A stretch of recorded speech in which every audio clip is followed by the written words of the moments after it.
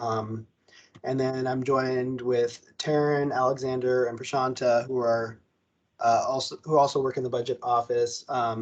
Today's training is to really give you an overview of this overall state budget process, along with some of the internal processes that we work with the programs to help us meet our budgeting needs. So I'd like to turn it over to Prashanta, who has the first section of the presentation.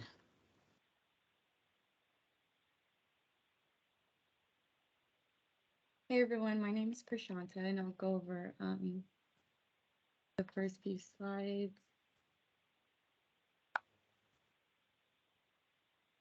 Our purpose is we serve as the liaison between programs and Department of Finance, LAO, and other agencies. We ensure financial solvency of the department.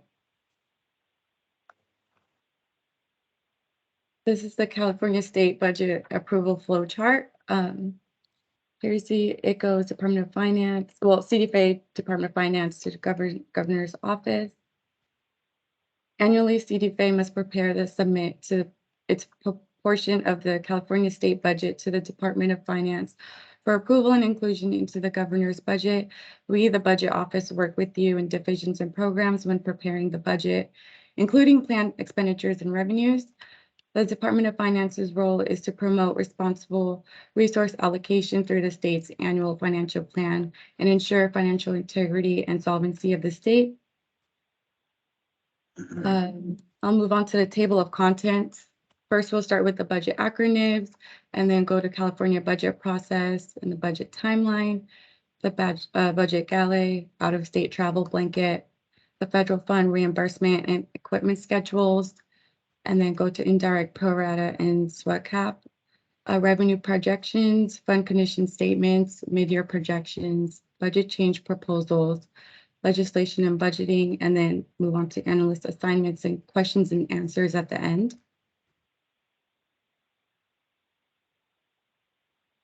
So I'll go over the common budget acronyms. In the Budget 101 material, there's a lot more mentioned, so I really recommend going over that, and it would help understand the training much better. But for now, I'll go ahead and mention them down here. So the first one's DOF, which is Department of Finance. BCP is Budget Change Proposal. COBCP is Capital Outlay Budget Change Proposal. FCS stands for Fund Condition Statement. FY is fiscal year. CY is current year, which is 2021 to 22.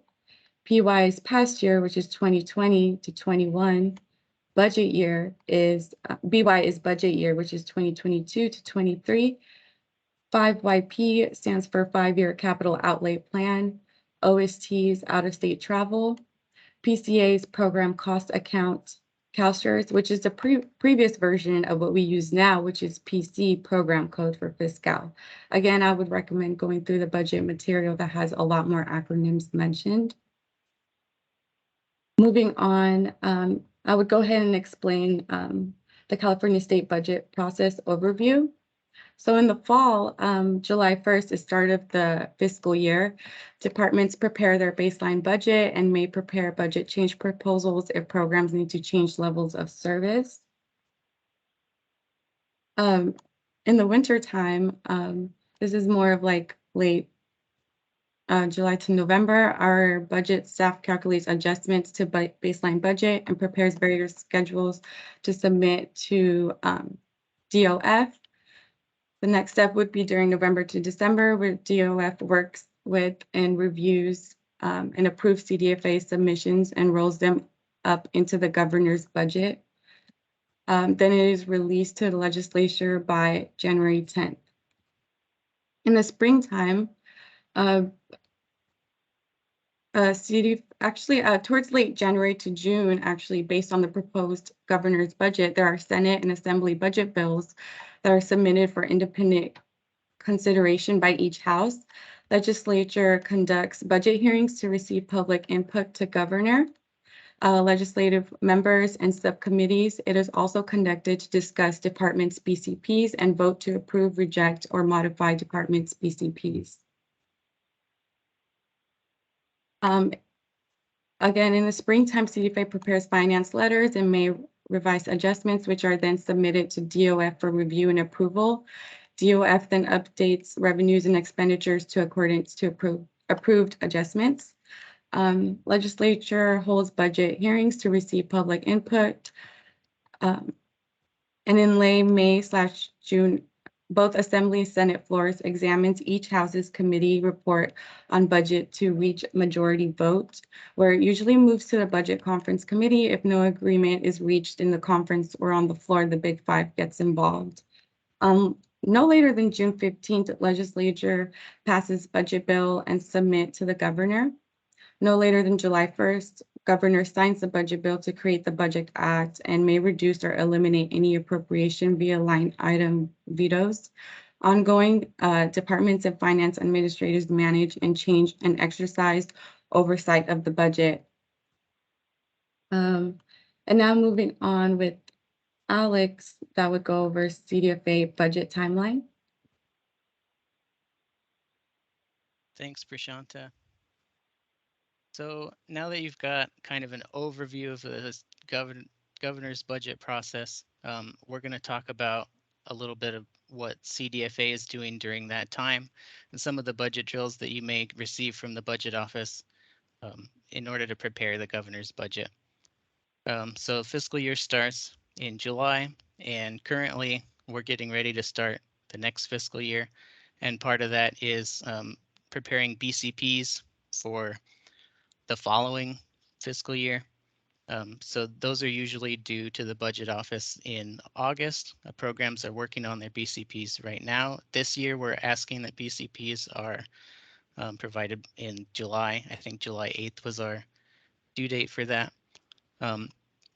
This is an ideal timeline, but there are always changes. If you want a one-page version of this, it's in the training material on page 5 to kind of see it all in one place. In September, this is when we do our federal funds and reimbursements and equipment schedule, budget drill, and also revenue projections. And we'll be talking about both of those budget drills later in this training. In October is usually when we do an admin adjustments budget drill. This will be something that is sent out to programs to look at their OE&E budget and maybe clear out any unallocated, whether a positive amount that you can spread to your other line items or a negative amount that we need to find a place for.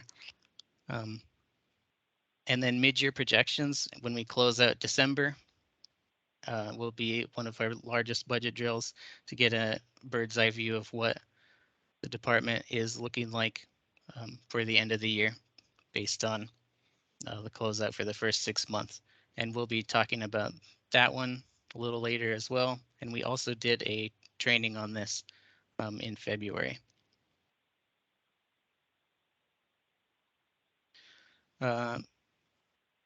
Late January is when mid-year projections are usually completed and reviewed by the budget office.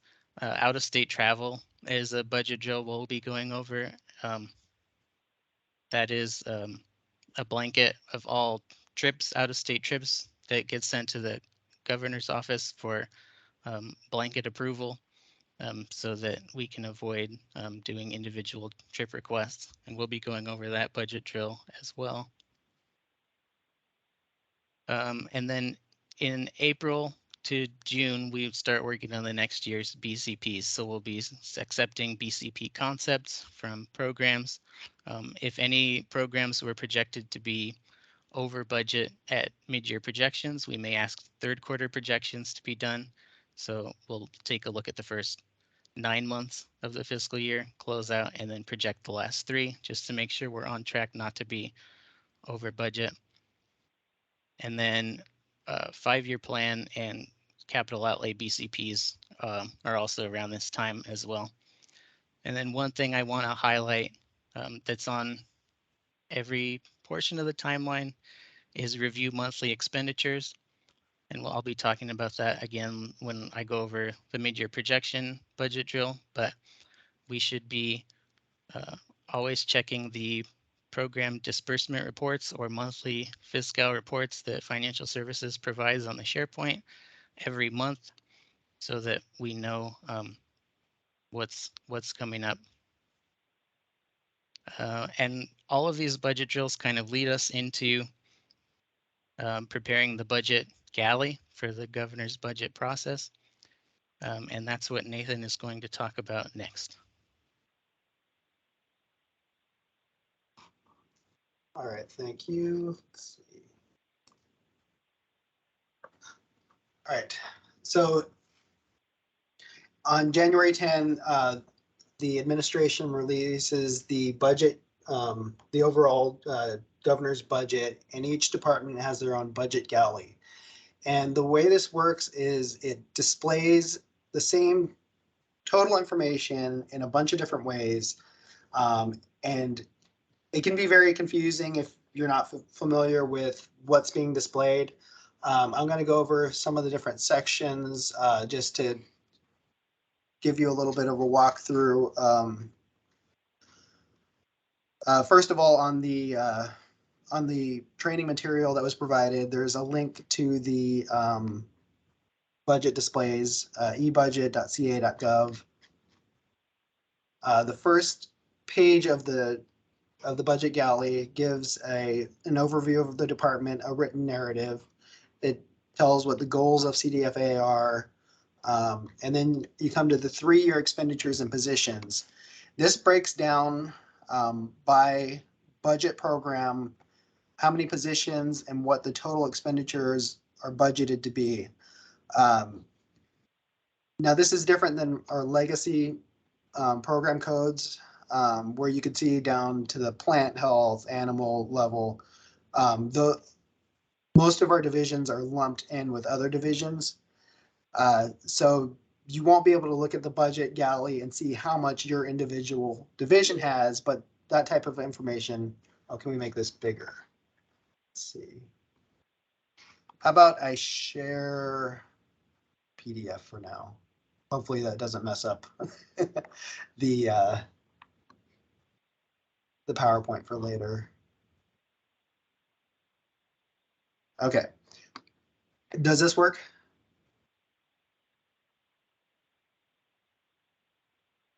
Can everyone see this okay? Yes. Okay. So let's take a look at 6570. That includes plant, animal, citrus, and Pierce's disease.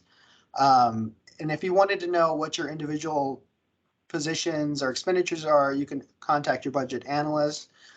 For total positions, you could look at the salary and wages document, which is posted on Department of Finance's website. You can see total positions for 22-23 is just over 2,000. Expenditures, budget expenditures, 853 million. This next section breaks down our funding by fund source. So typically our general fund is around like $200 million. Current year, we got a ton of one-time funds, mostly for grants, one-time grants. And then we got some more in 22-23. So our general fund is well above what it typically is. Next biggest expenditure source is the Ag Fund 0111. It's in the $190 million range, and then after that is federal funds. And then greenhouse gas has 91 million in the current year. Okay, so let's move down. The next section is legal citations and authority. This lists out the different statutes, mostly in the Food and Ag Code, authorizing our expenditures, authorizing our programs. This is something we update every year because every year there's new legislation which adds to our authority. And then there's a major program changes where we highlight some of the bigger changes in this year's budget. So some of the big one-time funds are listed out. 242 million for a sustainable ag package, water resilience funds for the drought. Oh, yeah, there were 2 separate drought packages, so those are both listed out. And then the farm to school program received $30 million in 22-23. Next section, This gives the dollar figures and position changes associated with each of our BCPs and baseline adjustments. So BCPs, you can see farm to school, the drought programs, sustainable animal mortality, and then the baseline adjustments include salary adjustments and benefits adjustments associated with collective bargaining. That's an annual adjustment that the budget office works with finance to estimate and schedule out. The next section gives program descriptions for each of our programs. So it'll talk about eggs, dairy, meat, plant issues. So each section gives a little bit of a description of each of the divisions that are under each of these programs. Detail expenditures by program. This breaks down each program by fund source, and it's broken down by state operations, which is things like salaries, benefits, operating expenses, and then local assistance, which is mostly grants and funds paid out to counties. And there's a section for each of our programs, 6570, 6575, etc. Let's see. The next section is expenditures by category. So this breaks it down by the cost of positions versus benefits versus operating expenses and equipment. And then this is also split up between state operations and local assistance. Detail of appropriations. This lays out where the authority for our funding comes from. Most of it's going to be 001 or Budget Act appropriations, and the 001 is the reference number in the Budget Act. This is more technical in nature, so I'm not going to spend a lot of time on it, but you could see, let's see, I'm going to find a non-Budget Act appropriation, which, so you can see here, Food and Ag Code Section 221, these are continuously appropriated authorities. So we don't have Budget Act authority, our authority comes from statute for these dollars.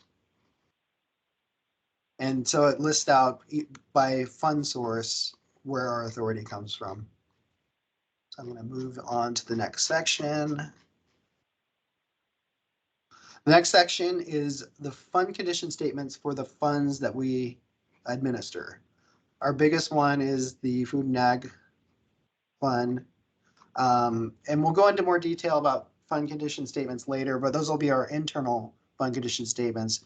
But if you want to see how the overall fund balance is doing for any of our funds, you could look on the budget galley. So, it starts out with the beginning balance, and then it lists out all the revenues we received. This is past year, so these are actuals. So all the revenues we received, and then all our expenses, and then down below that gets to our reserve.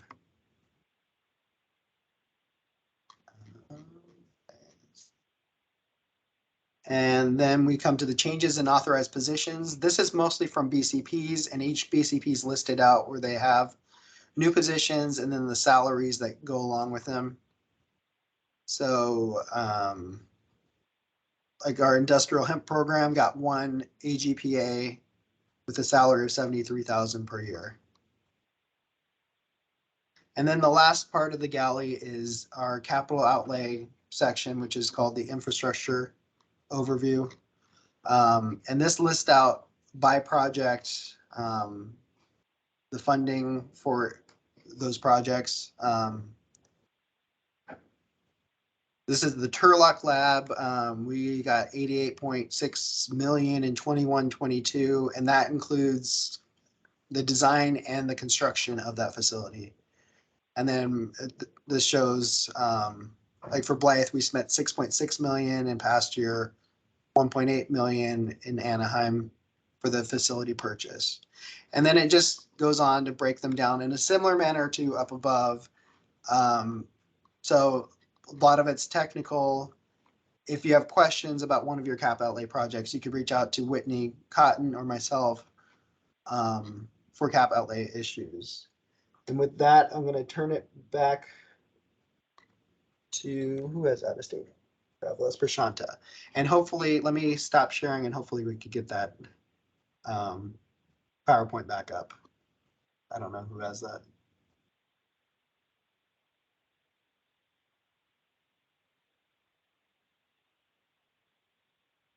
I can go ahead and pull it up.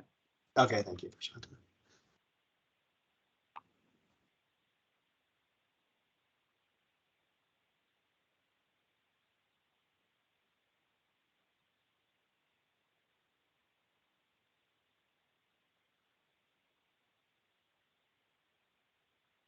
Also, if there are questions along the way, you can do the hand raise emoji or just unmute yourself and ask away. And then we're going to have a Q&A, or we're going to have time for questions at the end as well.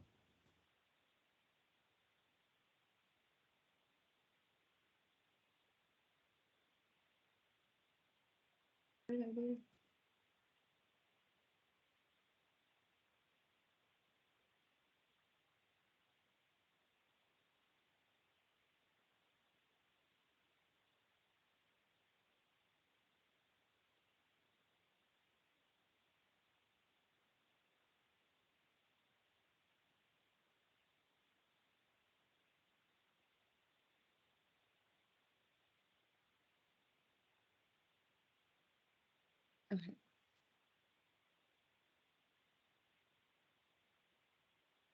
So I will go ahead and discuss the out-of-state travel.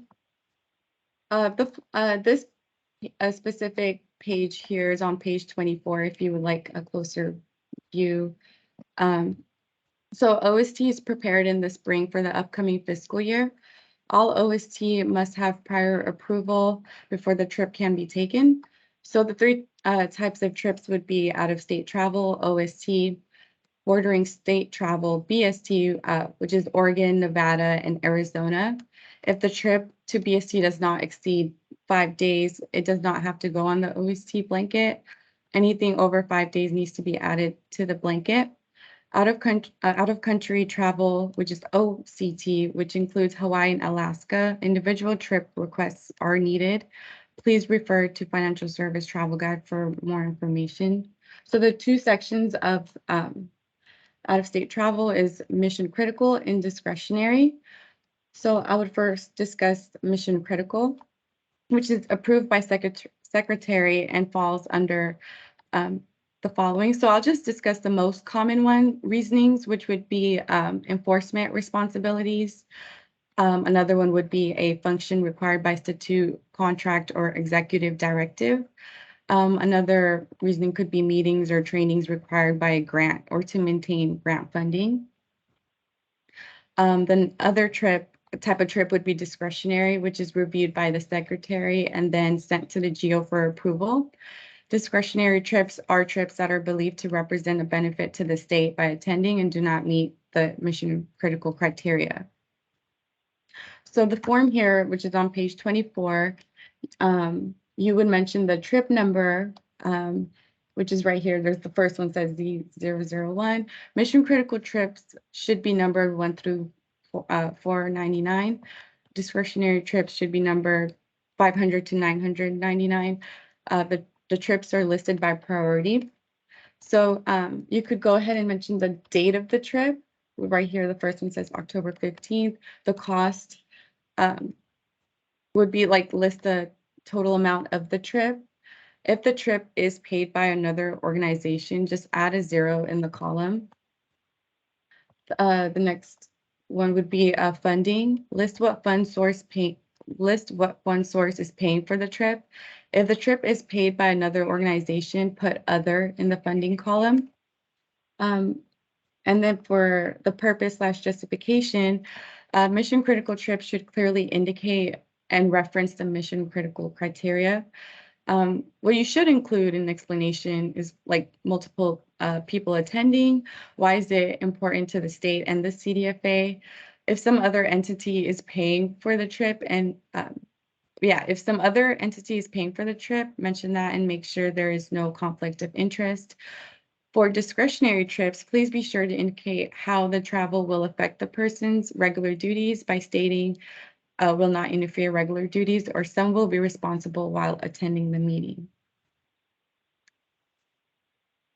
And moving on to more about out-of-state travel, I will discuss the Assembly Bill of 1887. This prohibits a state agency, department, board, or commission from requiring any state employees, officers, or members to travel to a state that has the effect of voiding or repealing existing state or local protections against discrimination on the basis of sexual orientation, gender identity, or gender expression. Some states would include here, there's a whole list here, like Alabama, Kansas, Florida, going down, North Carolina, Tennessee, Texas, West Virginia. For updates or more information, there's a website here, and there's also more information included in the materials. Moving on to federal fund and reimbursement schedules, I'll move it on to Taryn.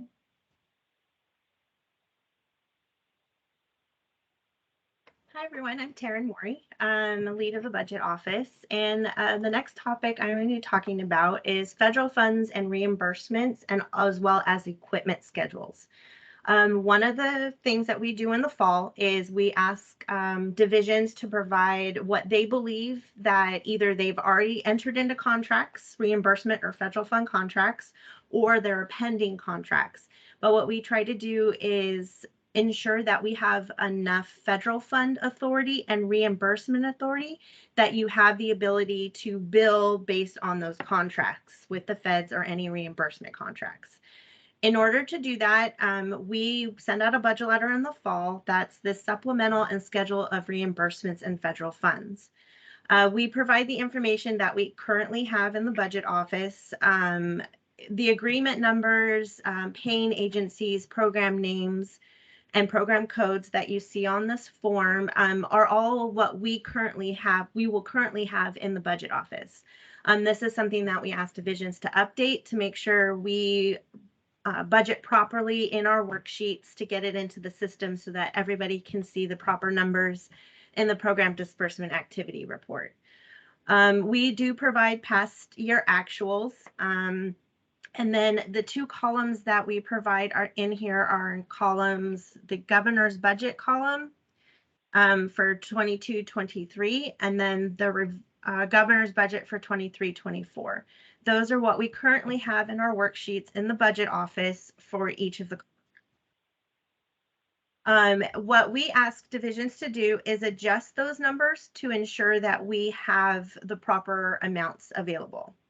One of the things to keep in mind is we do budget this information on fiscal years. So all of our budgets here are for July 1 through June 30th. However, we do know that the federal fund contracts go from October 1st to September 30th. So when you're looking at these, we want to make sure that we're accounting for the first 3 months of federal agreements and then the next 9 months in one fiscal year. Or if it's 9 months left over and then 3 months into the next fiscal year, we need to account for all 12. I know that gets a bit confusing. We can help you out with that when it comes to the federal fund agreements. Reimbursement agreements usually follow the fiscal year. If they don't, let us know. We can also help calculate that out. This is something that we need to provide to Department of Finance in regards to how much we're going to bill the feds or any reimbursement contracts. Because this is a budget line item, we can't go over the federal fund authority that we currently have in the governor's budget. If we do have a new program, if we have anything that pops up that requires additional funding, there is a process that you can work with us on. It's called the Section 28 process, or Section 28.5. Basically, we will work with you in order to fill out the forms needed to increase our authority for any new programs, or if a program is increased drastically that we do not have enough funding for or authority for you to bill. That's our federal fund and reimbursement schedule. Again, this will come out in the fall. We will provide all of the information. It just need divisions to update. Along with this schedule is also the equipment schedule, and this is included in the same budget letter. Our equipment schedule, the equipment line item is a budgeted line item for Department of Finance. It's once we provide the information, that is it for the year. We always do the equipment schedule a year in advance. So when you get this form from us, we will provide what was spent in the prior year, which would then be 21-22. We would give you the amount that we have budgeted for 22-23. And then 23-24, which is the proposed expenditure budget columns, will be blank. And we will ask that programs provide either new equipment or replacement equipment of any equipment that is one piece of equipment that is $5,000 or more with at least a shelf life of a couple of years. So a lot of the times, anything for computers, a lot of that stuff, even though you might get 20 of them and they're over that $5,000 limit, most computers are not $5,000 or more for one computer. So we don't need to include that type of stuff on here. Most of the things that we're looking at are copiers. If there's any equipment in the laboratories, all vehicles, if a new vehicle is needed or a replacement vehicle is needed, that would also be added on here. However, any new vehicles need to be approved for the budget through the budget change proposal process in order to purchase something new. Replacement vehicles can be purchased, but again, that has to be included, work with departmental services to ensure that those are on the state vehicle plan, that they can be purchased. But if you're looking at purchasing that, we do work with departmental services to ensure it's on both the equipment schedule and their plan as well that needs to be approved. So this will be for any one piece of equipment that is $5,000 or more.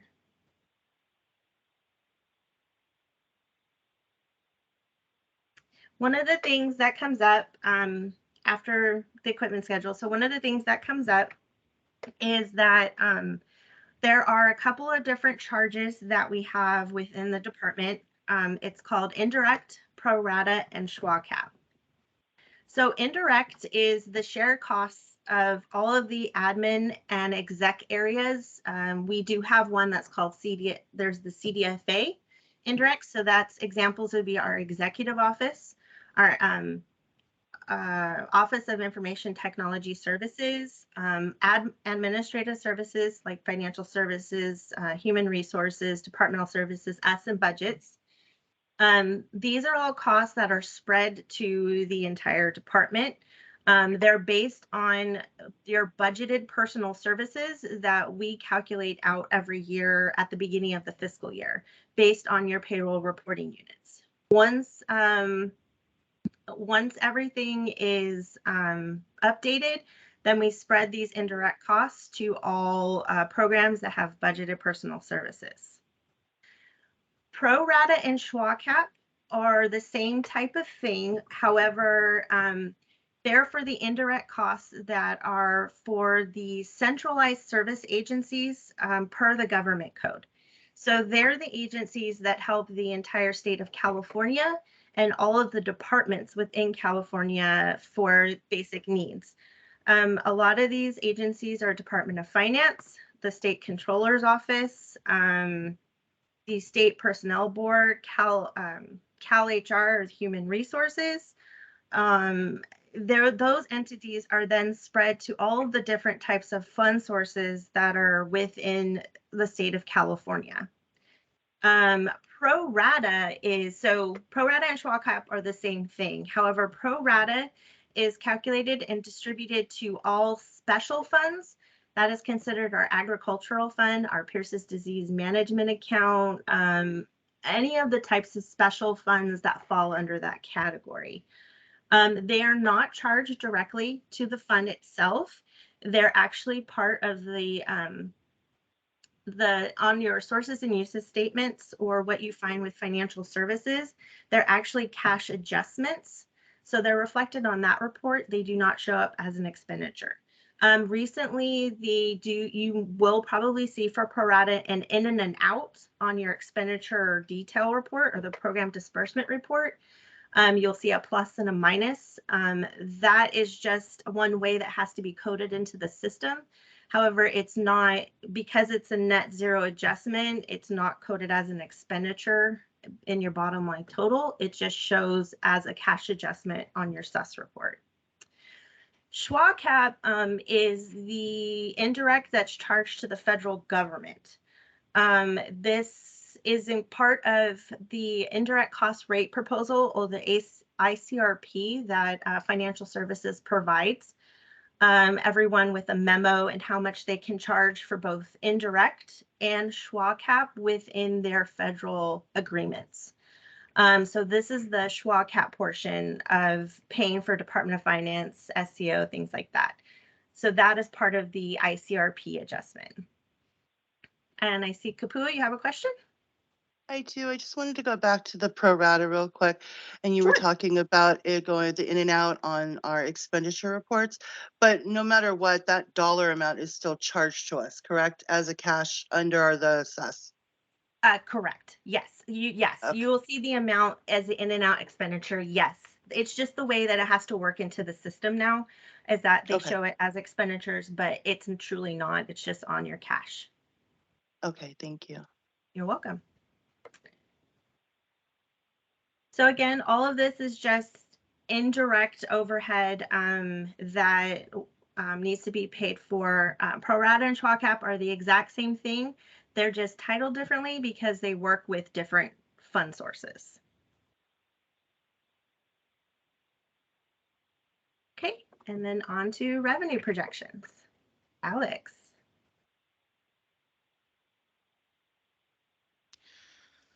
So the next budget drill that we'll talk about is one that we usually do in September, and that's to calculate revenue for the current year and budget year. You can find more information on the revenue projection budget drill on page 30 of the document that we sent out. Basically, this form includes your receipt codes, your program code, a description of each source of revenue, and the ones that we send out will usually have the food and ag code associated with each piece or each fee. So like if your revenue is based on a percentage of pesticide sales, that will be included there. It would also have prior year numbers, so your actual revenue from the prior year. And then we ask that you project for the current year and budget year what your total revenue will be for each type of fee. You can get more information on your revenue from the SUS report. Financial Services is working on integrating MARS with Fiscal, which I think still has some ongoing issues, but you can request a temporary SUS report while we figure that out from the Fiscal Systems Unit in Financial Services. And we use this revenue information in order to update fund condition statements, which is what Nathan will be talking about next.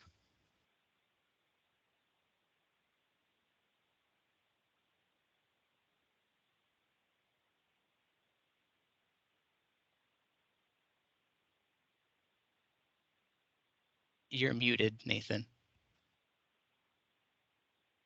You missed all my excellent talk on fund condition statements, but thank you, Alex.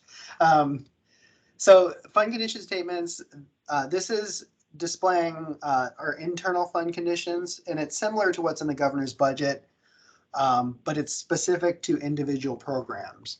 And one thing that's important to understand about fund conditions and revenues, cash versus expenditure authority, they're two separate things. You have to, for special funds, non-general fund programs, if you're taking in revenue, you need both enough dollars in your bank account to afford what you're spending, along with budget authority.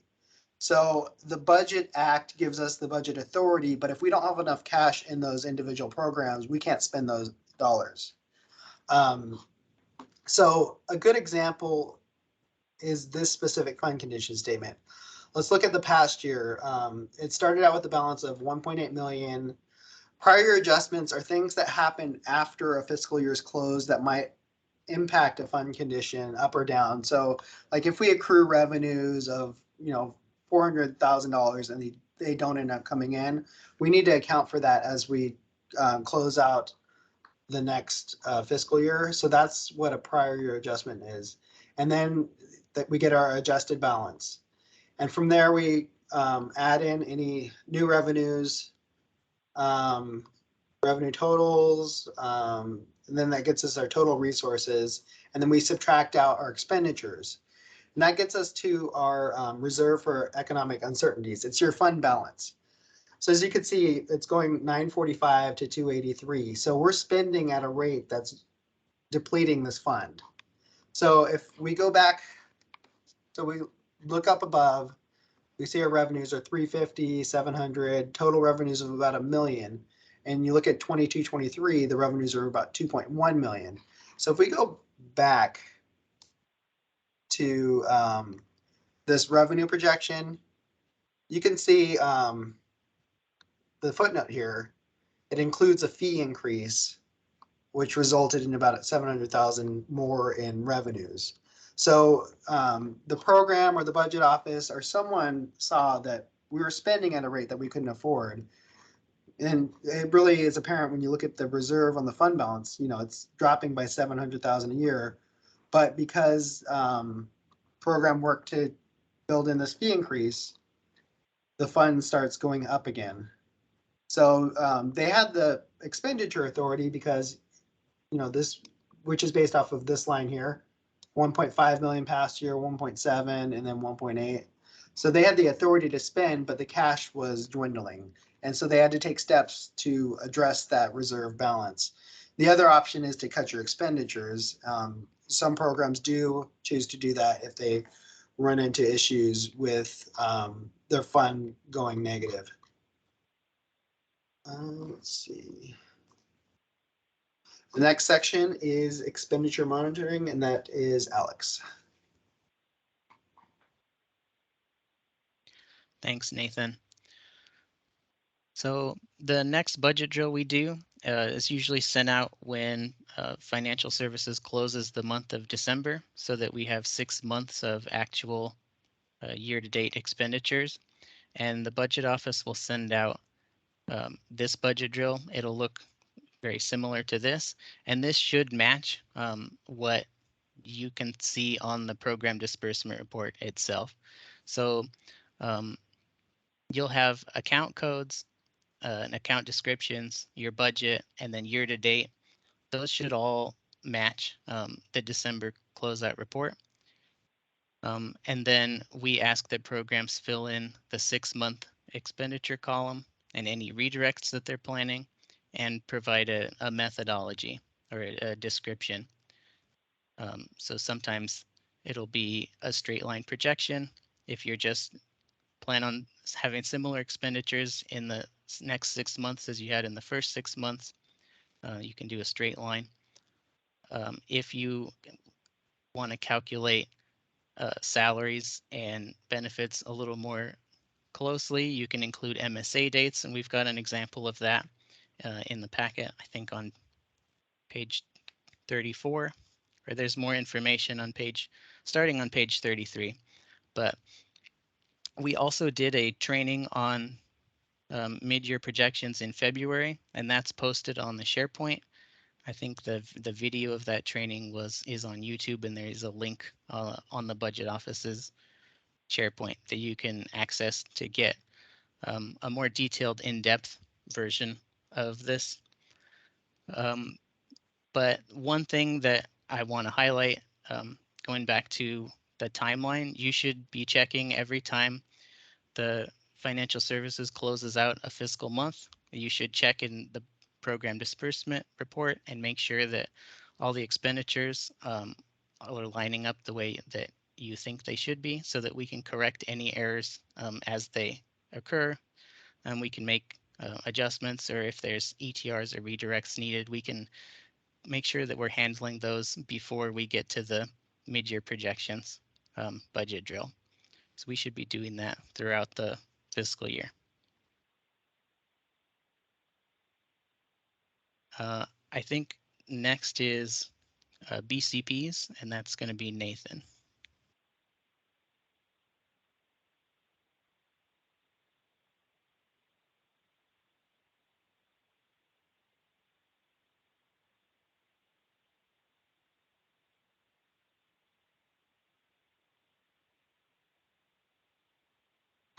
All right.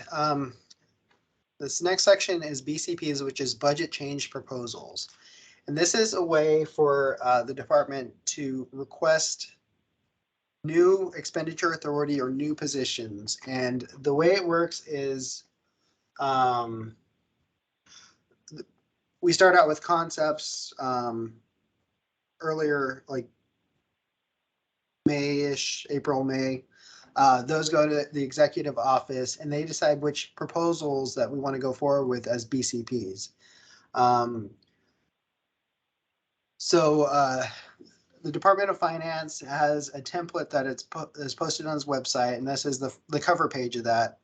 And basically what it does is breaks the requests down into different sections. There's the summary, there's a background and history, there's a state level consideration, justification, and alternatives. And what you do is basically fill out the sections to build a case as to why we need more resources and why this specific level of resources are needed to do the work that we're requesting to do. The draft BCPs are usually due to the budget office in early August. This year it's in July, as Alex mentioned earlier. And the final BCPs are submitted to the Department of Finance, usually early September. Last couple of years it's been sooner, which is why we moved up our schedule. So as you're preparing a BCP, it should be able to address some of these questions. Is the problem clearly defined? Is it a result of recent legislation? Did that legislation have a fiscal impact? Does it need to be addressed immediately in the next fiscal year, or is it something that's coming down the line?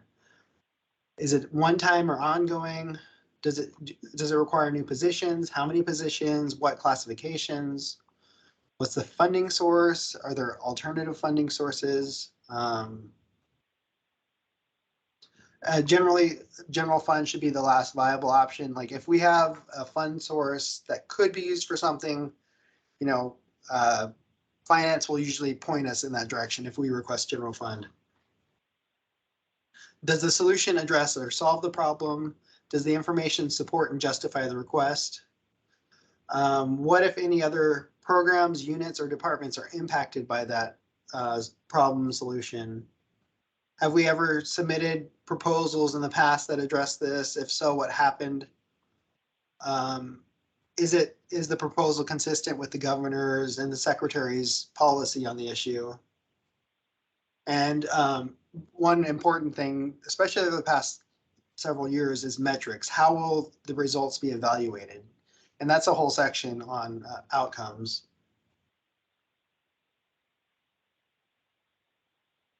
Let's see. Also, the budget office is offering training specifically for BCPs, and that's coming up this Thursday and a week from today.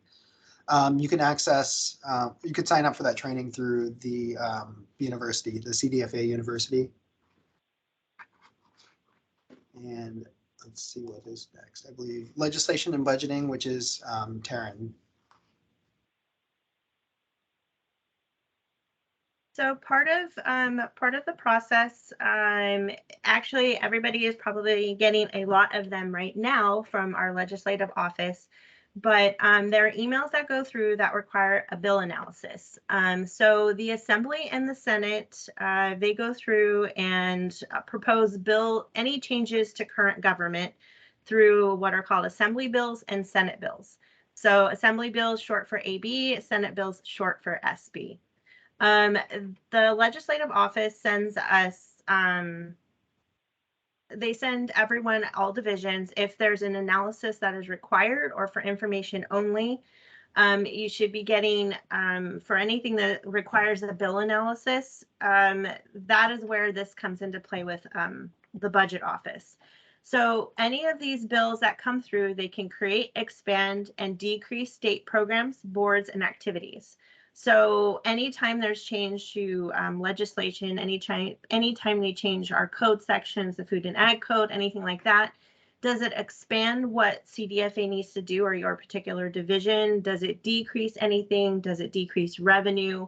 Is there anything that's going to affect how you're completing the program now, or is it something completely new?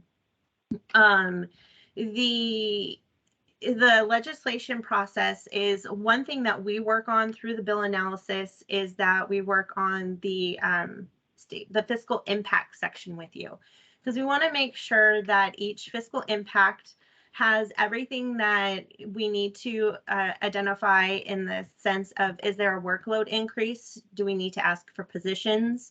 Do we need to ask for funding through this process? Do we need to work on, does it impact any other departments?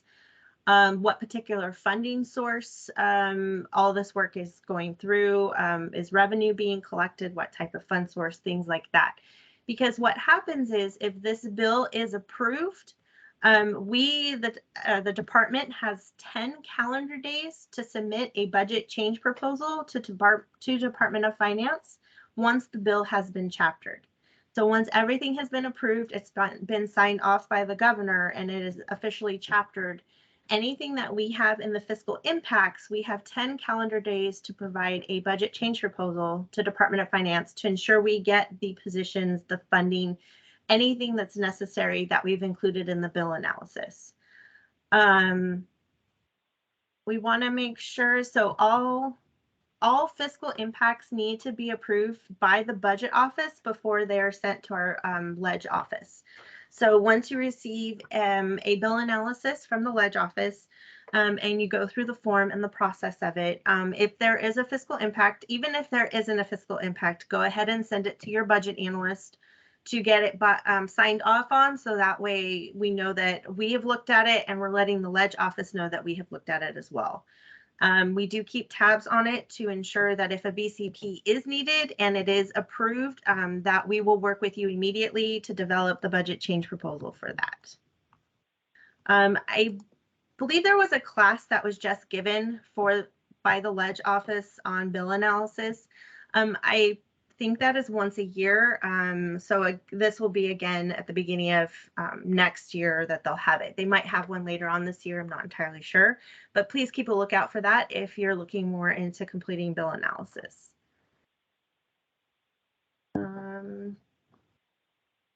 Let's see. This next slide shows the budget analyst assignments that we have, each budget analyst and what area division. You can go ahead and contact your budget analyst if you have any questions on anything that you've learned today. You can also contact me, Tara Mori, or Nathan Johnson as well for any questions that you may have. With that, are there any questions that anybody has on any of the material that we have covered? I know we've covered a lot. There's a lot through the process of the whole fall process. Everything that we've discussed here, there's always a budget letter that explains it more. We do offer question and answer sessions, mid-year projections. We do have our budget change proposal class. You know, even down to expenditure monitoring, we're happy to help with whatever is needed. So anything that we talked about, there is always a budget letter, a question and answer session.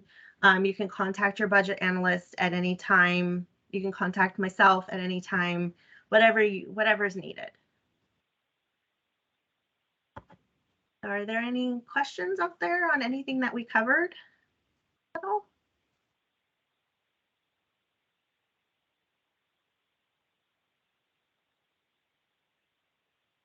Thank you so much. Not on my end.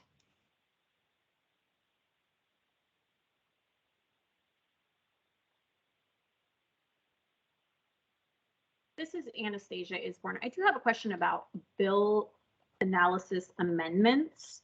When there is an amendment, does that give you another 10 days for if the amendment may affect, that bill different fiscally? Is there another 10 days that you have to, can you amend budget change proposals? So usually the amendment process is done before our 10 calendar day is even begins. So any amendment to a bill is routed through the process before it even goes to the governor's office for final signature. So the process is we get a bunch of amendments. They're, fine tuning the bill itself. So that's all before we are even given the 10 days. So it's once it's signed off by the governor and is officially chaptered across the street in the capital that then our 10 days start from that point.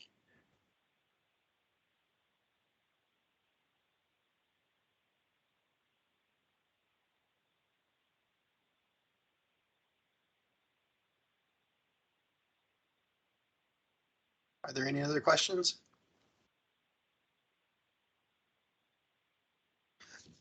As Taryn was saying, I know it's a lot, but you could always reach out to your budget analyst or to Taryn or myself if you have any questions about the budget process or just anything that involves our area, and we'd be happy to, talk you through it, provide written responses or whatever you need. But if there is nothing else, thank you for joining us on this training, and I hope everyone has a good day. And yeah, thanks, Alex, Taryn, and Prashanta.